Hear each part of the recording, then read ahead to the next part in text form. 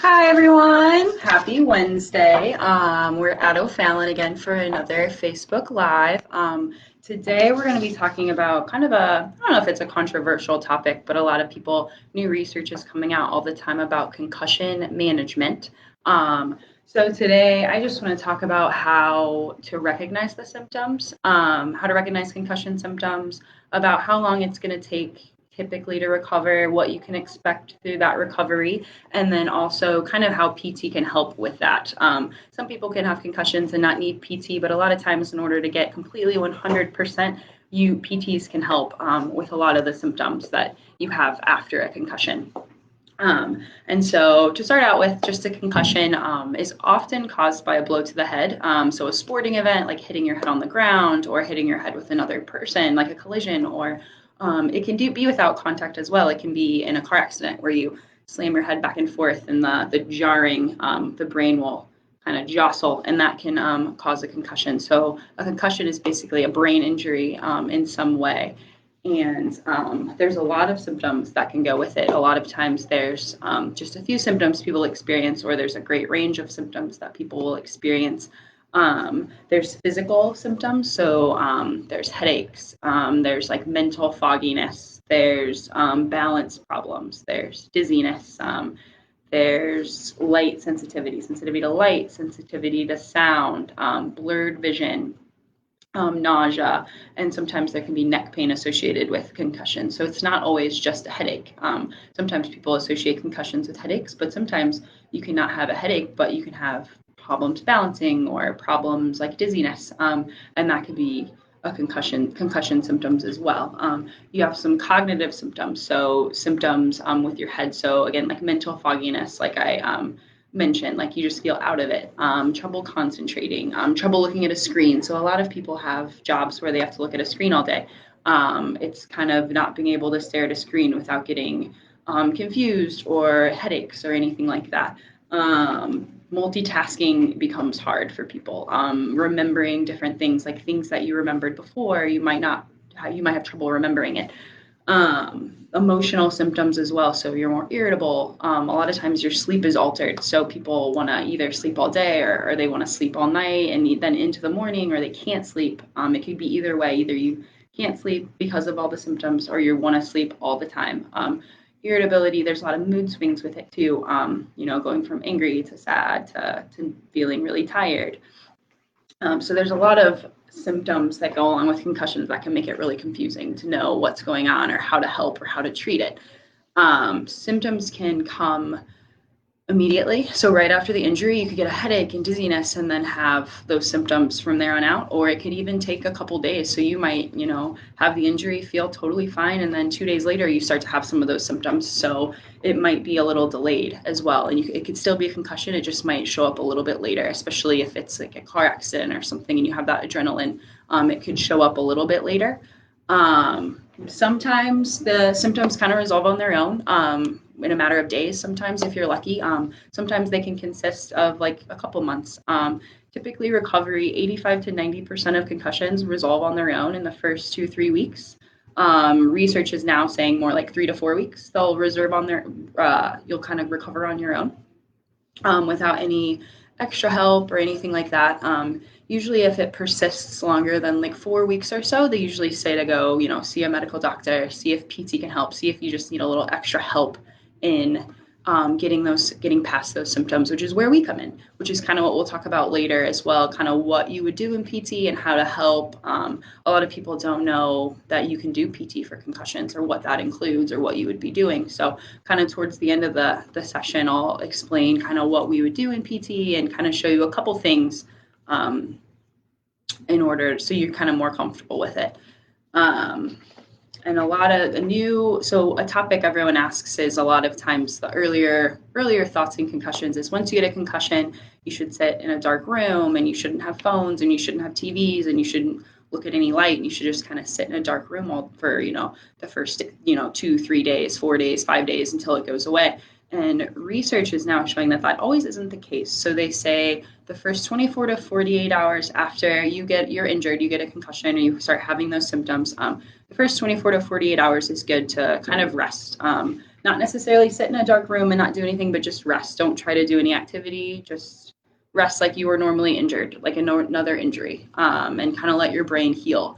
But research has showed after 48 hours, it's best to get kind of gradually increase your activity, get back to more aerobic activity, get back to try going to school if you're a student, trying to go back to work, not necessarily going full 100% into those things after 48 hours, but just trying to slowly reintegrate yourself into normal activities. So at first, aerobic activity right away after 48 hours is good. It kind of gets the blood flowing to your brain, kind of helps the healing process. So a lot of times I'll suggest like walks, going on walks. It doesn't have to be, going to the gym and doing a large workout, but just some kind of thing that gets your blood moving, gets you active. So walks are always good in the beginning, or going back to school, it doesn't mean you have to go back to school all day and do all of it, but it takes a lot of communication with teachers and going like a modified, maybe a half a day, or taking breaks in between classes, or going to the nurse for a couple 30, 40 minutes, letting yourself rest, and then going back. It's all about slowly reintegrating yourself back into your daily activities, but not pushing through pain. So if you go on a walk or you go back to school and you have a really bad headache or you're starting to get dizzy, it's about not pushing through those symptoms and just trying to get through the day. It's once you start getting those symptoms, okay, I need a little break, take a little break, and then go back to it. So it's a lot of communication at first. That's a big thing with concussions. It's a lot of education.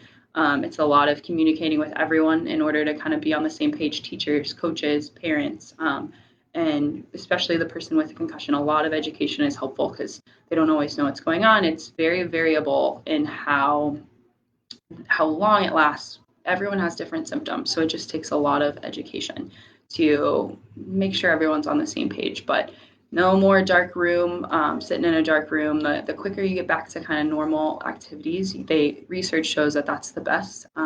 Also, phones. I know nowadays everyone has iPhones and iPads, and a lot of schools have computers.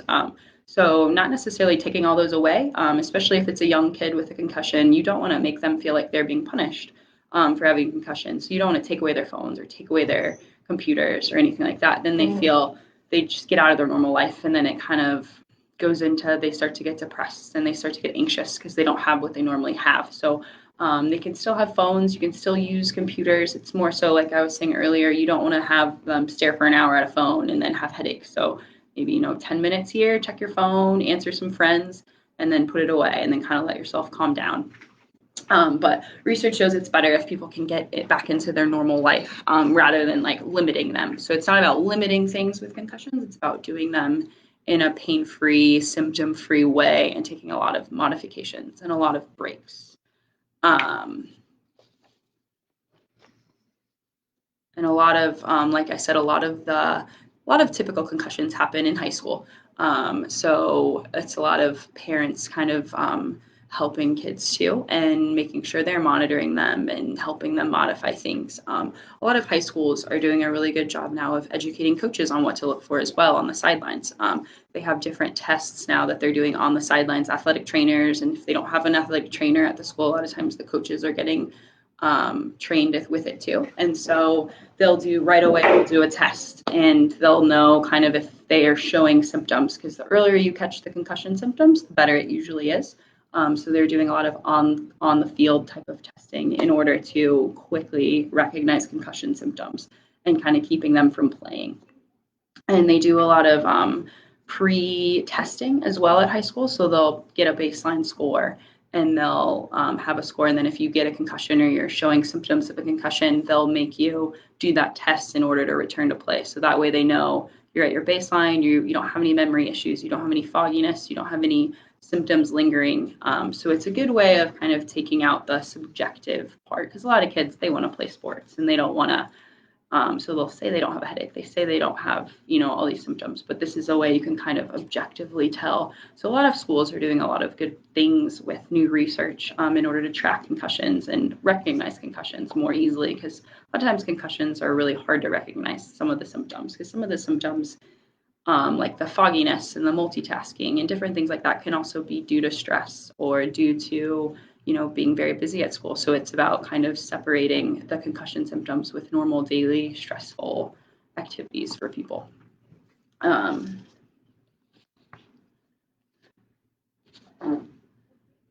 And then now we'll talk about what we can do to help. So say you got a concussion, 2 weeks, 3 weeks, 4 weeks ago, and it just doesn't seem to be getting better. You can't reintegrate back into your normal life. You've tried a couple times and you can't do it. The headache is too bad. The dizziness is too bad.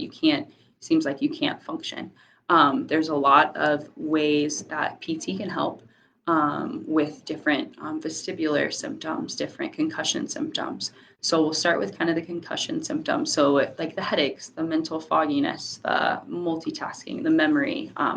So you could come in and you kind of work on those things. So you work on memory, you work on different tasks, making you multitask. And a lot of it's in a symptom-free, just figuring out what causes the symptoms to get worse and doesn't cause the symptoms to get worse. Sometimes you just need that extra set of eyes to kind of help you organize what is making it worse and what's not making it worse. So we'll do a lot of things in here with different papers and different things where you're, reading colors and then numbers and then colors and then numbers and then just different things like that, different almost games where you're kind of just training your brain. It's like any other injury. If you hurt your hamstring, we're going to slowly let it heal and then we're going to reintegrate strengthening back into it and just retraining it to do those normal things. And your brain is the same way. So we'll kind of reintegrate those activities slowly in order to kind of heal your brain. And a lot of times we'll start to do aerobic activities, so bikes, treadmill walking, bike tests. We have ellipticals, anything to kind of get your blood moving. And then we'll start to do slow weights, not necessarily to address any weaknesses that you have, but more so just to kind of, like I said earlier, to get the blood flowing. And so start doing weights and then move into more complex movements and squatting and different things like that as your brain heals. And a big component that we see a lot in PT is the vestibular side of it. A lot of times the headaches and different things will go away on their own, but you still have that lingering dizziness, that lingering blurred vision, or unable to go to a grocery store because it's too much stimulation. So you'll come to PT and we'll test a lot of eye tracking things, a lot of head motions. What triggers you? Is it turning to the right? Is it turning to the left? Is it looking up? Is it looking down? Everyone's a little different in what bothers them and what doesn't bother them.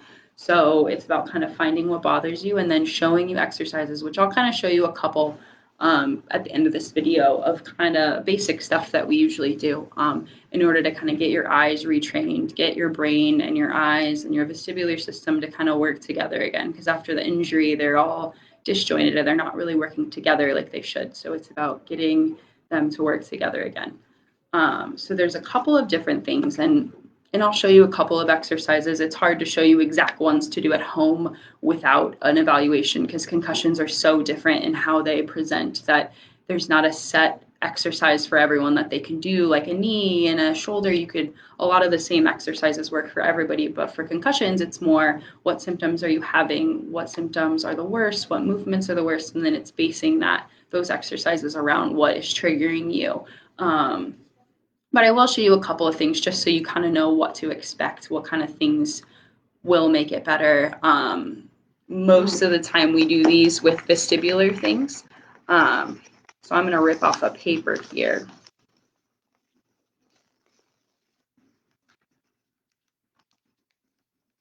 So this exercise that I'm going to show you is for people who a lot of times they will have vestibular symptoms, and this is going to help if you have trouble driving or looking around at the grocery store, or moving your eyes makes you tired, or moving your head makes you dizzy. This will help a lot of dizziness symptoms.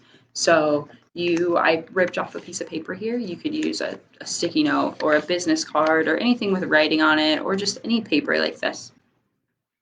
And you can just kind of hold it about this far apart, so not too close, not too far. If you don't want to hold it in front of you, you can also tape it to a wall. So you can tape it to a wall and then just sit in front of it, so you don't have to worry about holding it. And you're going to look at it, and then you're going to keep your eyes on the target, and you're just going to slowly move your head back and forth. So you're having your eyes fixed on that target, and you're working on training your brain and your eyes to keep your eyes on that target while you're moving your head. And you're just going back and forth. And you go about 30 seconds, 3 times is the general, but again, it's kind of how your symptoms, some of these will make your symptoms worse. So this will make you dizzy. You want it to be just a little bit of dizziness is okay, but you don't want to make it, you don't want to make yourself crazy dizzy or sick or anything like that. So if you can last 20 seconds, that's good. You'll kind of work up to about 30 seconds, 40 seconds, 3 times, 5 times. You can kind of work up to it. You're kind of retraining your brain. So after a while, you'll be doing this, and it was really hard in the beginning, and then all of a sudden it's really easy, and you're like, this is easy, I could do this all day. Then we're able to do something different that's a little bit harder, and then your brain gets used to that, and then we do something a little bit harder. So it's kind of starting with the basics. So starting with the car, doing this, you can go up and down as well.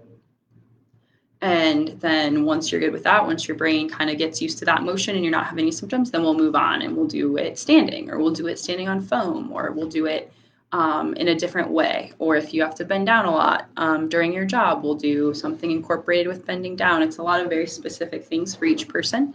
You can also, another one we do pretty often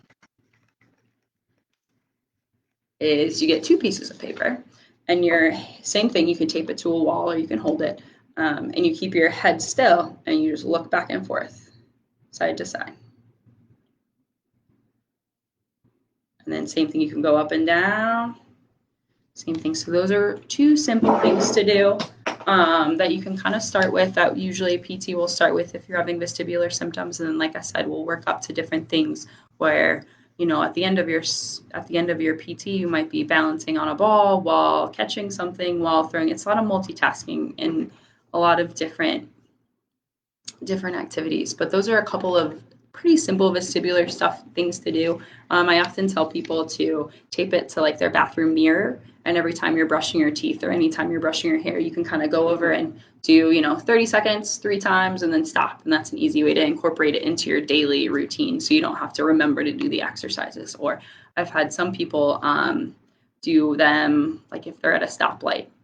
Don't make it don't be unsafe in driving, but a lot of times people will kind of do it really quick at a stoplight or anything like that if they don't get too dizzy after doing it. I suggest doing it in a bathroom rather than in a car, but just kind of integrate it into your normal life to where you don't have to remember to do the exercises. Just kind of make it easy throughout your day to kind of do these simple things. A lot of it is a couple of simple things will really help the brain just kind of get used to what it was doing before.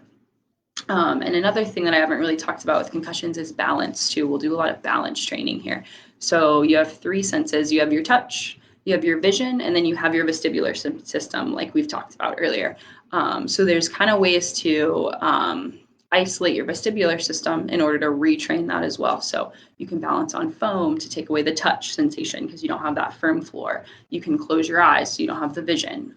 So if you want to completely isolate your vestibular system, you can stand up, balance on foam, and close your eyes, and then you're solely relying on your vestibular system to kind of keep you upright and keep you balanced. So we do a lot of balance things too, in different ways to kind of incorporate that and kind of just retrain that vestibular system.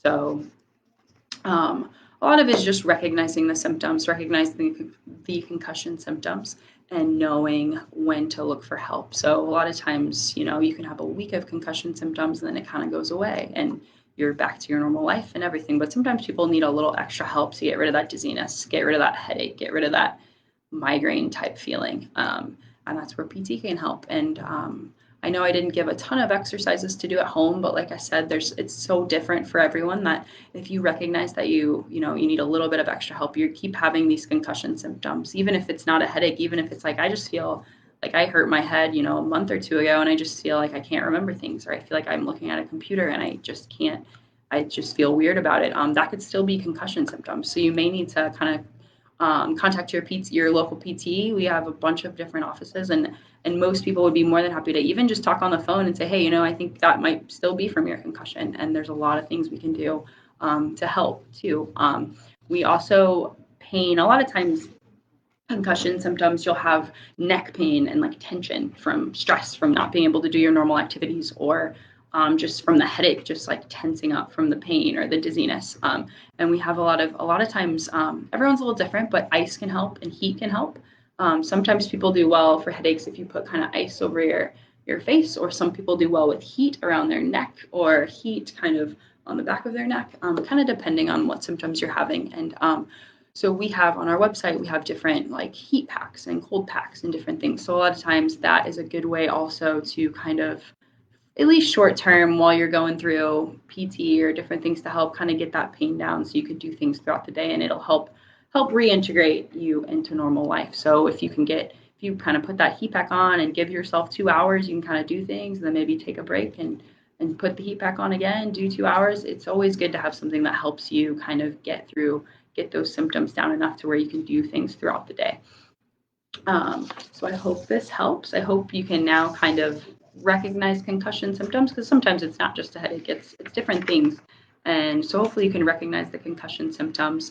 You kind of know what to do to help or who to call to help.